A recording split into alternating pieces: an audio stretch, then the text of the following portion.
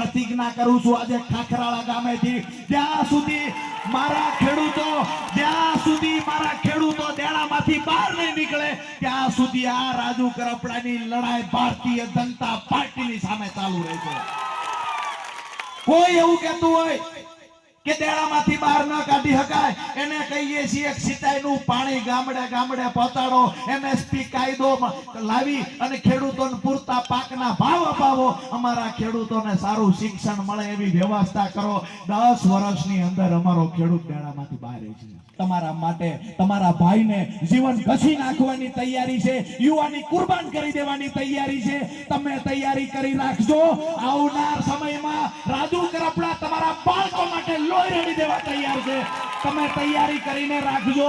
જે લોકો ભાગ પડાવવા આવે છે એને ઓળખી જજો. અને આ તમારો ભાઈ જ્યારે મેદાનમાં કૂદી પડે ત્યારે એકલો ન પડે ને જવાબદારી તમારા માથા પર આજે મૂકવા આવ્યો છું.